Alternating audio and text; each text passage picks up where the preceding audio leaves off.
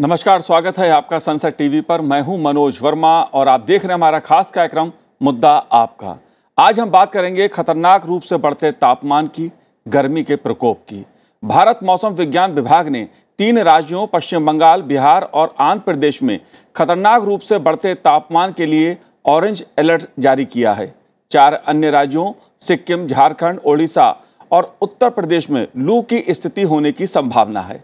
भारत मौसम विज्ञान विभाग ने पूर्वी भारत के कुछ हिस्सों में अगले 4 दिनों तक और देश के उत्तर पश्चिम क्षेत्रों में 2 दिन तक लू की स्थिति बने रहने का अनुमान लगाया है। महाराष्ट्र में लू लगने से मरने वालों की संख्या बढ़कर 13 हो गई है। राष्ट्रीय राजधानी दिल्ली में भीषण गर्मी का प्रकोप देखा जा रहा है। दिल्ली में सोमवार इस सीजन का सबसे गर्म दिन दर्ज किया गया। सोमवार को दिल्ली का अधिकतम तापमान 40.6 डिग्री दर्ज किया गया, जो सामान्य से करीब 5 डिग्री अधिक था। सोमवार को ही देश के अन्य राज्यों तेलंगाना में जयशंकर भूपालपल्ली जिले में अधिकतम तापमान 44.6 डिग्री, उत्तर प्रदेश के सुल्तानपुर जिले में 43.4 डिग्री सेल्सियस और बिहार के भोपाल में 42.4 डिग्री सेल्सियस तापमान दर्ज किया गया। उत्तर प्रदेश में प्रयागराज, झांसी, कानपुर और आगरा, बिहार में पटना और पूर्वी चंपारण, पंजाब के बठिंडा में तापमान 40 डिग्री सेल्सियस से ऊपर दर्ज किया गया। बंगाल और ओडिशा प्रशासन ने सोमवार को स्कूलों को बंद करने का आदेश दिया। असल में गर्मी में हीट वेव की स्थिति तब मानी जाती है जब मैदानी इलाकों में अधिकतम तापमान 40 डिग्री सेल्सियस से अधिक हो। वैसे इस साल मौसम में असमान तरीके से कई बदलाव देखने को मिल रहे हैं। आखिर देश के कुछ हिस्सों में खतरनाक रूप से बढ़ते तापमान के पीछे क्या वजह है? चर्चा करने के लिए खास मेहमान मेरे साथ जुड़े हुए हैं। स्टूडियो में मौजूद हैं डॉक्टर अनिल गुर्टूज, जो निदेशक हैं, प्रोफेसर हैं मेडिसिन विभाग, लेडी हार्डिंग मेडिकल कॉलेज दिल्ली के। आपका स्वागत है अनिल जी। साथ ही हम बात करेंगे भारत मौसम विज्ञान विभाग के वरिष्ठ वैज्ञानिक डॉक्टर नरेश कुमार जी से। नरेश जी, आपका भी बहुत बहुत स्वागत है संसद टीवी पर। और हम बात करेंगे जेएनयू के पर्यावरण विज्ञान स्कूल की प्रोफेसर डॉक्टर उषा मीना जी से। उषा जी, आपका भी बहुत बहुत स्वागत है संसद टीवी पर। लेकिन शुरुआत डॉक्टर नरेश जी मैं आपसे करूंगा, क्योंकि मुद्दा मौसम का है, गर्मी के प्रकोप का है। अप्रैल के महीने में ही टेम्परेचर 40 से ऊपर जा रहा है। क्या मायने हैं? खतरनाक दृष्टि से तापमान क्यों बढ़ रहा है? देखिए, जनरली जैसे ही जो हमारा भारत में हीट वेव का सीजन है मार्च से स्टार्ट हो जाता है जी। जनरली मार्च में क्या होता है कि पहले महाराष्ट्र, गुजरात में टेम्परेचर बढ़ने स्टार्ट होते हैं, और जैसे अप्रैल में आते हैं almost central India, east India including Gujarat, Maharashtra में टेम्परेचर बढ़ जाते हैं और साथ में हीट वेव आने का संभावना हो जाता है। और सिमिलरली जैसे ही हम मई में आते हैं तो पूरा north west India, central India, east India जो हीट वेव की ग्रिप में आना स्टार्ट हो जाता है। सो मैक्सिमम टेम्परेचर जनरली मई में होते हैं, और जैसे जून में हम शिफ्ट करते हैं तो मानसून का ऑनसेट होने लगता है स्ट्रीम साउथ पेनिनसुला में। उसके साथ जो मैक्सिमम टेम्परेचर है जनरली नॉर्थ वेस्ट इंडिया में रहते हैं, और जनरली जो 40 डिग्री टेम्परेचर है इस समय इट्स नॉट अनयूजुअल, जो यूजुअल टेम्परेचर है इस समय हो ही जाते हैं, और ऑलमोस्ट काफी जगह जो सामान्य ही है, ऐसा नहीं है कि अब नॉर्मल है।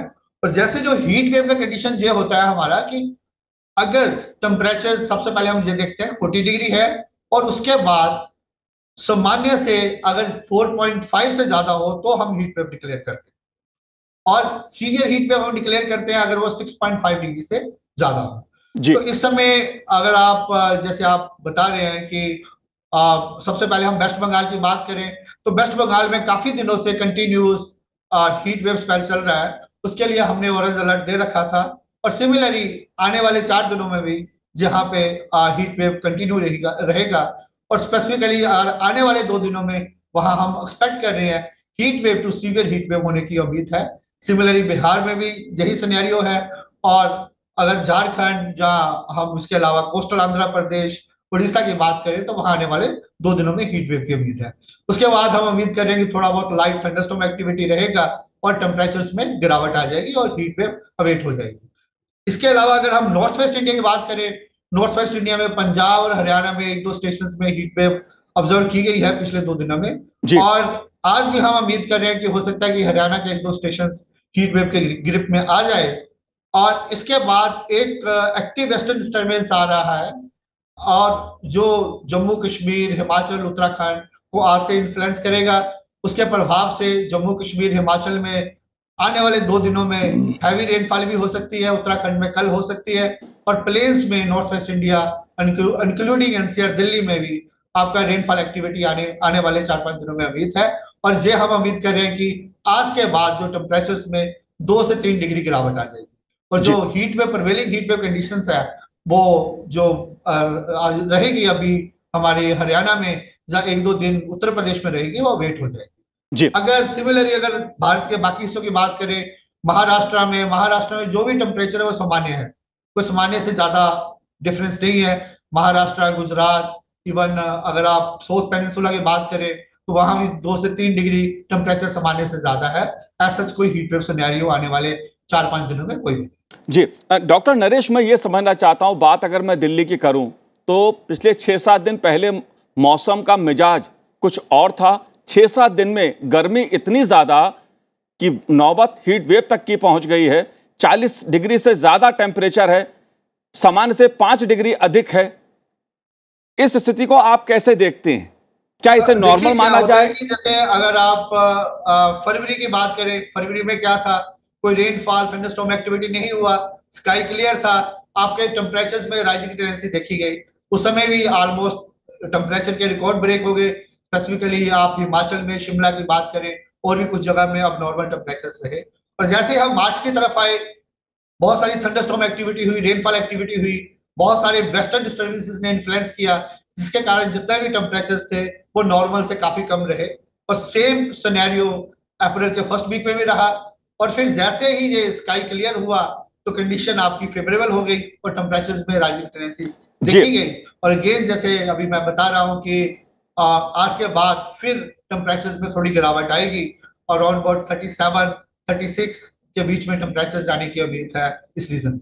जी डॉक्टर उषा, मैं आपसे समझना चाहूंगा, क्योंकि जो मौसम में असमान तरीके से बदलाव देखने को मिल रहे हैं, जैसा महसूस हो रहा है, फरवरी के महीने में अचानक तापमान का बढ़ जाना, मार्च के महीने में वापस कम हो जाना, गर्मी अप्रैल के महीने में अचानक 40 डिग्री को पार कर जाना, ये असामान्य तरीके से जो मौसम में बदलाव देखने को मिल रहा है, क्या इसके पीछे जलवायु परिवर्तन की एक वजह मान सकते हैं?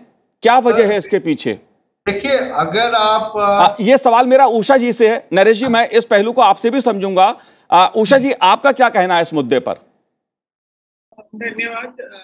एक्चुअली आपने जैसे बोला कि ये जो मौसम में जो हम एक्सट्रीम इवेंट्स की फ्रीक्वेंसी जो देख रहे हैं, एकदम से जो बदलाव देख रहे हैं, वैसे तो एक तरह से जो सीजन का चेंजेस तो सामान्य था, लेकिन इसके लिए हम कहेंगे डिफरेंट फैक्टर्स रिस्पॉन्सिबल है। जलवायु परिवर्तन तो एक फैक्टर है ही है, लेकिन इसके साथ ग्लोबल फैक्टर्स भी होते हैं जो बहुत ज्यादा इसमें, हम जो आज के कॉन्टेक्स्ट में अगर हीट वेव्स की बात करें या हम कहें हीट आइलैंड इफेक्ट की बात करें, तो इसमें डिफरेंट फैक्टर्स जो लोकली इसमें कंट्रीब्यूट करते हैं। इसमें एक तो है कि आपका पॉपुलेशन जो बढ़ रहा है, उसके कारण आपका बिल्टअप एरिया बढ़ते जा रहा है, तो आपका जो प्रपोर्शन है बिल्टअप एरिया वेजिटेशन एरिया का, उसमें चेंजेस आ रहे हैं। अब ज्यादा बिल्टअप एरिया हो रहा है और हमारा ग्रीन एरिया जो हो रहा है वो कम हो रहा है। तो इसके कारण हमारा जो लोकल जो क्लाइमेट है उसमें टेम्परेचर बढ़ने के साथ उसकी वी कैन से उसको फोर्स मिल जाता है और ज्यादा वो बढ़ जाता है। तो आप देखोगे कि दिल्ली के अंदर ही जो ये हम मैक्सिमम टेम्परेचर रिकॉर्ड कर रहे हैं, ये ऐसा नहीं कि पूरी दिल्ली में सब लोकेशंस पे हम 40 डिग्री सेल्सियस या 41 डिग्री सेल्सियस रिकॉर्ड कर रहे हैं। कुछ लोकेशंस है जहाँ पे हमारा वो टेम्परेचर लो भी है, सामान्य एवरेज टेम्परेचर। तो उसका रीजन क्या है? क्योंकि वहाँ पे ग्रीन स्पेसेस ज्यादा है, वहाँ पे ओपन स्पेसेस ज्यादा है, वहाँ पे लोगों ने जो बिल्डिंग्स का कंस्ट्रक्शन है वो वेल वेंटिलेटेड है इस तरह से। तो यहाँ पे जो मैं कहूंगी कि जो जलवायु परिवर्तन तो एक फैक्टर है ही है, वो तो कर ही रहा है, लेकिन हम उसके जो इम्पैक्ट्स को मॉड्यूलेट कर सकते हैं अपने लोकली। हम इन चीजों का ध्यान रखें कि हमारा वेजिटेशन कवर इनफ रहे, हमारी बिल्डिंग्स के ऊपर ग्रीन रूफ रहे, हम लोग कूल रूफ के कॉन्सेप्ट को यूज करें, साथ ही साथ हमारे जो पेवमेंट है वो सारे ग्रीन पेवमेंट्स हो, या फिर उनके अंदर हम जो टेम्परेचर को कंट्रोल करने के लिए ग्रीन टेक्नोलॉजीज हो। साथ ही साथ हमारे लोगों के बीच में भी अवेयरनेस हो कि हम इनको कैसे मॉड्यूलेट कर सकते हैं, इस तरह के जो इम्पैक्ट, जैसे फ्लड आता है एकदम से, या फिर हमारा हीट वेव भी, जो फ्लड के बाद सबसे बड़ा डिजास्टर, नेचुरल डिजास्टर की तरह इसको आइडेंटिफाई किया जाता है कि अगर हीट वेव आया तो इस आपने देखा होगा कि जो हमारे ये जो नेचुरली हम ये जो चीजें इंट्रोड्यूस करेंगे ना, वेजिटेशन कवर बढ़ाएंगे या स्ट्रेटेजिकली हम लोग जो ग्रीन कवर बढ़ाएं, मतलब हमें किस जगह पे किस तरह के पौधे लगाने हैं वो भी एक स्ट्रेटेजिकली होना चाहिए। तो उस तरह से अगर हम इस तरह से ये स्मार्ट चॉइसेस जब अपनी लाएंगे तो हम इस इम्पैक्ट को किसी न किसी हद तक कम कर सकते हैं। जी बिल्कुल, एक पहलू है कि कैसे नियंत्रण कर सकते हैं, कैसे स्थितियों को सामान्य बनाया जा सकता है, लेकिन मौसम पर बस नहीं है किसी का। लेकिन मैं जलवायु परिवर्तन की बात इसलिए कर रहा हूं उषा जी, इस पहलू को इसलिए समझना चाहता हूं क्योंकि पिछले साल संयुक्त राष्ट्र संघ की एक एजेंसी विश्व मौसम विज्ञान संगठन ने कहा था कि 93% संभावना है कि 2022 और 26 के बीच एक वर्ष सबसे गर्म होगा और 2015 के पेरिस समझौते में भी निर्धारित 1.5 डिग्री की सीमा को अस्थायी रूप से तोड़ देगा। इस पहलू को आप कैसे देखती हैं, क्योंकि ये जो समस्या है पूरी दुनिया के सामने है? जी, ये बिल्कुल सही है कि जो वर्ल्ड मेट्रोलॉजिकल ऑर्गेनाइजेशन ने जो अपनी रिपोर्ट दी थी, उन्होंने कहा था उसमें कि 93% चांसेस हैं कि हमारा आने वाले टाइम में जो 2030 के बीच तक कोई हॉटेस्ट ईयर होगा। लेकिन हम ये नहीं कह सकते कि वो 2023 ही होगा। आप देखेंगे कि 2022 जो था वो 2021 से ज्यादा गर्म था, उसमें ज्यादा दिन हीट वेव्स के ऑब्जर्व किए गए थे। अब 2023 में तो अभी स्टार्टिंग ही है कि जो फर्स्ट हीट वेव डिक्लेयर हुआ है, हो सकता है आने वाले टाइम में और। लेकिन ये इसमें कहना ये तो है कि फ्रीक्वेंसी, मतलब number of heat waves event या number of climatic extreme event, जैसे कि कोल्ड डेज का या मैक्सिमम नाइट टेम्परेचर का बढ़ना, इस तरह के जो इवेंट्स हैं इनकी फ्रीक्वेंसी तो बढ़ेगी ही बढ़ेगी, क्योंकि इसमें क्लाइमेट चेंज तो एक मुख्य फैक्टर है। लेकिन साथ ही साथ मैंने आपको बताया कि इन फैक्टर्स को फोर्स दे देते हैं हमारे लोकल फैक्टर्स की। तो ये इंटेंसिटी तो इन सारी चीजों की बढ़ेगी, जलवायु परिवर्तन का इसमें योगदान है। लेकिन इसको मिटिगेट करने का कि जलवायु परिवर्तन जलवायु परिवर्तन में क्या हो रहा है कि एवरेज टेम्परेचर जो है वो अर्थ का बढ़ रहा है, तो उस टेम्परेचर को हम 1.5 डिग्री सेल्सियस तक लिमिट कर सके, उसके लिए हम डिफरेंट स्ट्रेटेजीज का इम्प्लीमेंटेशन करें। जैसे कि सबसे पहले हम लोग सोलर एनर्जी, अपना जो डिपेंडेंस है हम fossil fuel based energy sources से अपना रिन्यूएबल एनर्जी सोर्सेज की तरफ जा रहे हैं। हम स्मार्ट सिटीज का डेवलपमेंट कर रहे हैं। स्मार्ट सिटीज में हर चीज का ध्यान रखा जा रहा है कि वेजिटेशन कवर इनफ हो, हमारी टेक्नोलॉजीज जो हो लेस एनर्जी कंज्यूमिंग टेक्नोलॉजीज हो। तो इस तरह से, और दूसरी बात इसमें मैं ये भी कि हम अवेयरनेस के ऊपर भी, बिहेवियरल चेंजेस के ऊपर भी हमारे देश में बहुत काम हो रहा है कि हम लोगों का बिहेवियरल चेंजेस, जैसे कि हमारा स्वच्छ भारत अभियान है, उसके साथ ही अभी मोदी जी ने मैसेज किया कि हमारा इस तरह का जो, अगर हम जलवायु परिवर्तन की गति को रोकना चाहते हैं तो ये डिस्कशंस जो है हमारे कॉन्फ्रेंसेस और वहां से नहीं बल्कि हमारी डायनिंग टेबल पे कॉन्फ्रेंसेस होना चाहिए, जिसमें कि हर individual member of family contribute करे। तो हम इस कम्युनिटी साइंस के थ्रू ये बिहेवियरल चेंजेस को भी इंट्रोड्यूस किया जा रहा है। जी बिल्कुल उषा जी, तो बिल्कुल उषा जी, ठीक है कि हम आने वाले समय में ये नहीं कह सकते कि 2023 ही वो साल होगा, हो सकता है 2024 में इससे ज्यादा भी देखने को मिले, और या फिर अगर हम कहें कि हमारे ऊपर इसका प्रभाव कम भी हो सकता है। लेकिन ये श्योर है कि अगर हमने अपनी प्रॉपर स्ट्रेटेजीज को इम्प्लीमेंट नहीं किया या हमने अपने जो डेवलपमेंटल रूट्स में चेंजेस नहीं लेकर आए, तो ये जो उन्होंने प्रेडिक्ट किया है वो कहीं ना कहीं किसी न किसी हद तक सच होगा। जाहिर सी बात है, जिस प्रकार से जलवायु परिवर्तन दुनिया के सामने एक चुनौती बन के खड़ा है, उसका कहीं ना कहीं असर मौसम में बदलाव के रूप में देखने को मिल रहा है। जाहिर सी बात है, जब मौसम में बदलाव होता है तो उसका असर कहीं ना कहीं हमारे स्वास्थ्य को भी प्रभावित करता है। डॉक्टर अनिल, अगर मैं समझना चाहूं इस मुद्दे को, जाहिर सी बात है गर्मी बढ़ी है, गर्मी का प्रकोप बढ़ा है, कई देश के क्षेत्रों में हीट वेव की स्थिति हो गई है, महाराष्ट्र में 13 लोगों की मौत हो चुकी है। जाहिर सी बात है अलार्मिंग स्थिति कह सकते हैं देश के कुछ हिस्सों में। दुनिया के सामने परिवर्तन की एक स्थिति है मौसम को लेकर। कोरोना संक्रमण के मामले दिल्ली में अचानक बढ़ गए हैं, देश के दूसरे हिस्सों में भी सामने आ रहे हैं। स्वास्थ्य की दृष्टि से गर्मी के प्रकोप को आप कैसे देखते हैं? क्या बचाव किया जा सकता है? ये स्थिति क्यों उत्पन्न हो रही है? तो गर्मी को अगर हम देखें मेडिकल या हेल्थ के संदर्भ में ढाल के, तो दो चीज़ें हैं कि पहली चीज़ तो टेम्परेचर अपने आप में, जब तापमान बढ़ता है, जैसे कहा अभी 40 डिग्री सेल्सियस होता है तो हीट वेव 2 दिन तक रहता है तो हीट वेव डिक्लेयर हो जाती है। और दूसरी चीज़ है नमी, मतलब कितना पानी है इस वक्त हवा में, जिसको हम बोलते हैं रिलेटिव ह्यूमिडिटी। तो तापमान और रिलेटिव ह्यूमिडिटी को जोड़कर जब वो हम पे इम्पैक्ट करता है तो उसका प्रभाव हमारे शरीर पे पड़ता है, दिमाग से लेके हार्ट तक और किडनीज पे। तो आजकल तापमान ज़्यादा है लेकिन रिलेटिव ह्यूमिडिटी कम है। दिल्ली में या नॉर्थ वेस्ट में 10-15% है, तापमान 40 या उसके ऊपर जा रहा है। तो इस संदर्भ में तो बचने, हीट स्ट्रोक की संभावना थोड़ी कम रहती है। बचने के तरीके भी आसान रहते हैं क्योंकि पंखा और पानी का छिड़काव, कोई भी गीलापन शरीर पे, जैसे पसीना आता है इस वक्त, तो पसीना अगर आप पंखे के नीचे बैठ जाइए आजकल तो आपको गर्मी नहीं लगेगी, भले ही बाहर टेम्परेचर 42 होए, क्योंकि रिलेटिव ह्यूमिडिटी यानी नमी जो है हवा में वो कम है बहुत, 5, 10, 15 ऐसे चल रही है। जून में ये बदल जाएगा और ख़तरा हीट स्ट्रोक का बढ़ जाएगा क्योंकि ये नमी बढ़ जाएगी और जो इसको हम बोलते हैं वेट बल्ब टेम्परेचर वो ज़्यादा हो जाएगा। तो आजकल मई में, अप्रैल मई में जब खुश्की है हवा में और टेम्परेचर ज़्यादा है तो बेस्ट है आप पंखा, खूब तेज़ पंखा, और अपने शरीर को किसी तरह गीला कर दीजिए छिड़काव से या पसीने से ही हो जाता है अपने आप।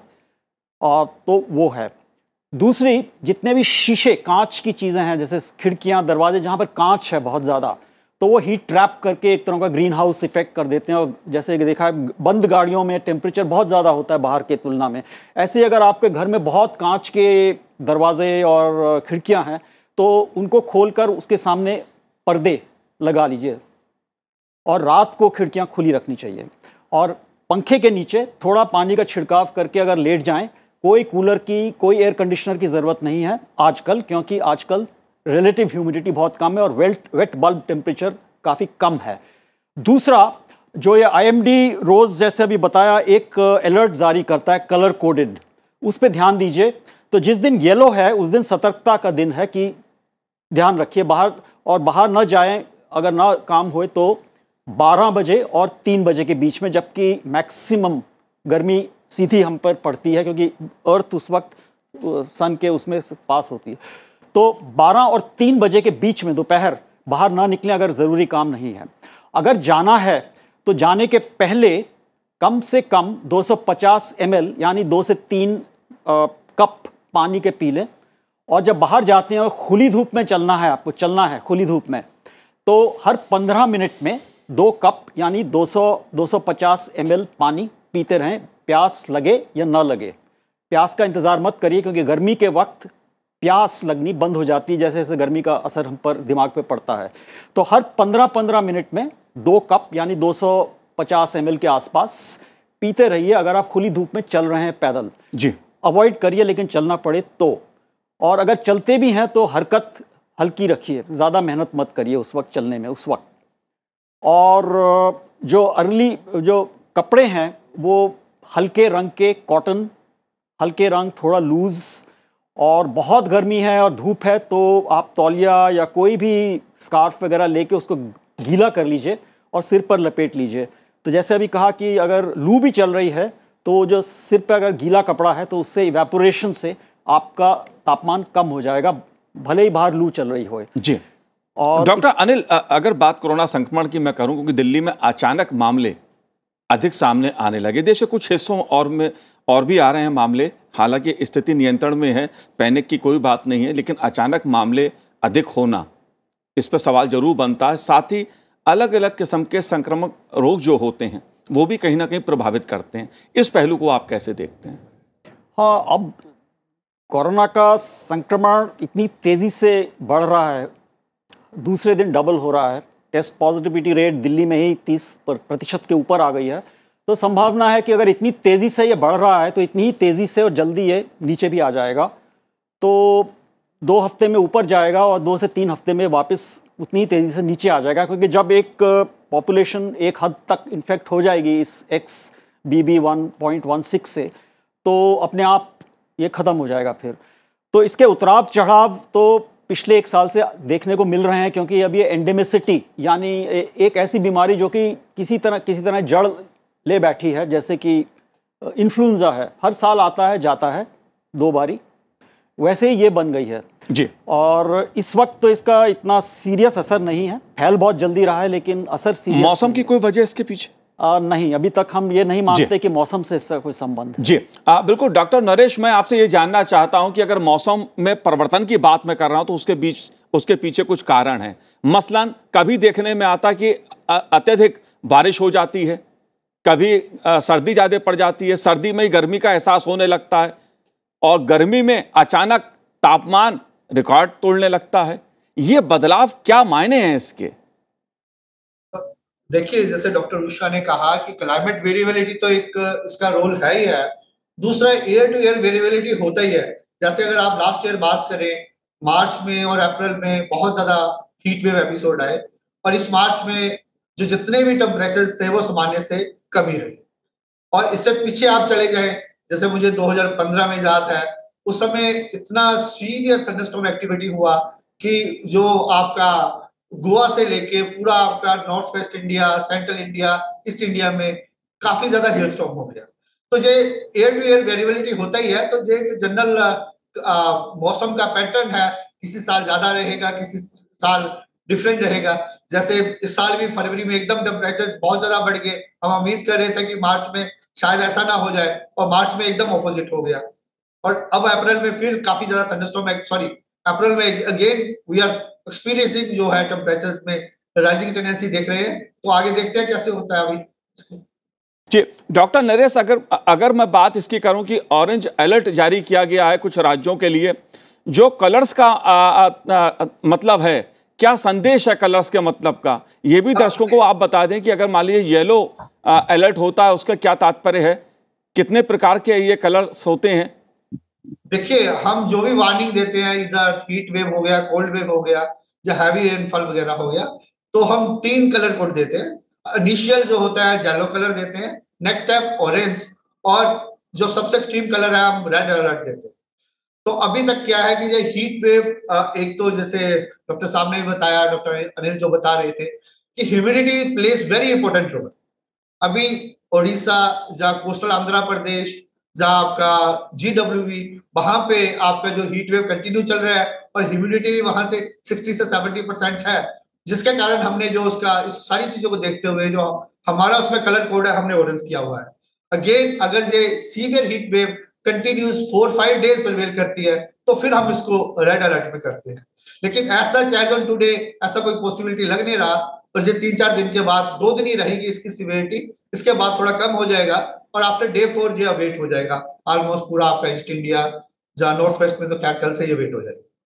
जी बिल्कुल डॉक्टर उषा, मैं आपसे ये जानना चाहता हूं कि भारत ने मौसम पर एक प्रकार से नियंत्रण के लिए कि किस प्रकार से जो मौसम है, जलवायु परिवर्तन है, उससे बचा जा सके, उसके लिए नवीकरणीय ऊर्जा का एक लक्ष्य रखा है।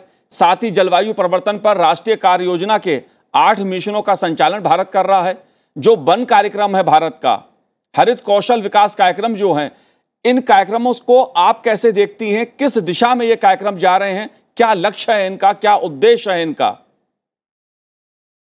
आपने एकदम सही कहा कि हमारा जो national action plan of climate change है, उसके अंदर गवर्नमेंट ने हमारे 8 मिशंस चला रहे हैं, जिसमें सोलर पावर मिशन है और ये 3 फॉरेस्ट डेवलपमेंट मिशन है। तो ये जो मिशंस हैं, इनकी पेस को हम लोग अचीव कर रहे हैं। जो गवर्नमेंट के टारगेट्स हैं उनको भी हम लोग मीट कर रहे हैं। और सबसे बड़ी बात है कि अब ये सारे मिशंस जो है, गवर्नमेंट ने कम्युनिटी को साथ में लेके मिशंस चला रही है। जैसे आप कहो कि इसमें कम्युनिटी का भी पार्टिसिपेशन करवा रही है गवर्नमेंट। जैसे प्रधानमंत्री जी खुद मैसेज देते हैं और उसमें लोगों को आह्वान करते हैं कि वो उसमें कंट्रीब्यूट करें। तो इसलिए इन मिशंस का जो पेस है, इसको जो अचीवमेंट है, वो सब भी बढ़ गया है। लेकिन मैं बस यहाँ एक चीज और बताना चाहूंगी कि इन सब मिशंस का, जैसे हम एक एग्जांपल्स लें, अभी जब हम हीट वेव की बात कर रहे हैं, तो हमारा जो उद्देश्य है सिर्फ ये नहीं होना चाहिए कि हीट वेव का इम्पैक्ट जो है वो ह्यूमन हेल्थ के ऊपर ही है। वो तो है ही है, ह्यूमन हेल्थ के ऊपर तो इम्पैक्ट है, लेकिन इसके और भी जो सेकेंडरी इम्पैक्ट है कि इससे हमारा एनर्जी डिमांड्स बढ़ती हैं। अगर हमारी एनर्जी डिमांड बढ़ रही है, तो एनर्जी हम किससे किया जा रहा है? हमारा फॉसिल फ्यूल बेस्ड जो थर्मल पावर प्लांट्स है, वो हमारी एनर्जी सप्लाई कर रहे हैं। तो वहां पे और ज्यादा फॉसिल फ्यूल बेस्ड सोर्सेज का यूज होगा, तो उससे हमारा और एयर पॉल्यूशन और GHG इमिशन होगा, जो हमारा फर्दर फीडबैक देता है जलवायु परिवर्तन। तो हमारा ये कहने का मतलब है कि सभी मिशंस का हमारा उद्देश्य है कि ये जो नंबर ऑफ एक्सट्रीम इवेंट्स की जो फ्रीक्वेंसी बढ़ रही है, एक तो टेम्परेचर को हम 1.5 डिग्री सेल्सियस के नीचे लिमिट करें इन मिशंस के आधार पर। पहला उद्देश्य तो ये है कि हम और जितना भी इसके जो मिटिगेशन इम्पैक्ट हैं क्लाइमेट चेंज के लिए उनको फोर्स दें, हम लोगों को तैयार करें, एडेप्ट करें कि उनके ऊपर इम्पैक्ट कम हो। साथ ही साथ हमारा ये है कि हम पॉजिटिव फीडबैक ना दें क्लाइमेट चेंज को। जैसे अब ये हीट वेव आया है तो हीट वेव में मेन तो ह्यूमन हेल्थ के ऊपर मीन्स मॉर्टिलिटी तो ऑब्जर्व है, नंबर ऑफ मॉर्टिलिटी इंक्रीज तो हो ही रही है डिकेडियल, उससे number of heat wave days भी इंक्रीज हो रहे हैं। लेकिन साथ ही साथ इसका दूसरा इम्पैक्ट क्या होता है, एनर्जी के ऊपर इम्पैक्ट होता है कि हमारी एनर्जी डिमांड बढ़ जाती है, हमारे वर्किंग आवर्स जो लोगों के पोटेंशियल वर्किंग आवर्स होते हैं वो घट जाते हैं। तो इस सबसे हमारी इकोनॉमी पे तो इम्पैक्ट होता ही है, साथ ही साथ ये फिर से हमारा पॉजिटिव फीडबैक दे देता है क्लाइमेट चेंज को कि हम ग्रीन हाउस गैसेस का इमिशन बढ़ा देते हैं, एयर पॉल्यूटेंट्स का इमिशन बढ़ा देते हैं। तो इन सब चीजों को ध्यान में रखते हुए ये जो मिशंस डिजाइन किए गए हैं ये अपने पेस पे अपना कार्य कर रहे हैं। लेकिन साथ ही साथ इसमें जो इम्पोर्टेंट चीज मैं देखती हूँ आजकल वो है कि कम्युनिटी को भी इन्वॉल्व किया जा रहा है, लोगों को भी अवेयर किया जा रहा है कि वो कैसे कंट्रीब्यूट कर सकते हैं। मींस हर एक इंडिविजुअल भी कंट्रीब्यूट कर सकता है इसमें। जी बिल्कुल उषा जी, बिल्कुल उषा जी, मौसम में अगर परिवर्तन होता है, गर्मी अधिक होती है तो उसका भी असर कहीं ना कहीं देश की अर्थव्यवस्था को भी प्रभावित करता है, स्वास्थ्य को भी प्रभावित करता है और कृषि पर भी उसका असर कहीं ना कहीं होता है। आप तीनों ने इस कार्यक्रम में भाग लिया, चर्चा की, बहुत बहुत शुक्रिया, बहुत बहुत धन्यवाद सनसेट टीवी से बात करने के लिए। तो आज इस कार्यक्रम में इतना ही, मुझे दीजिए आज्ञा, नमस्कार।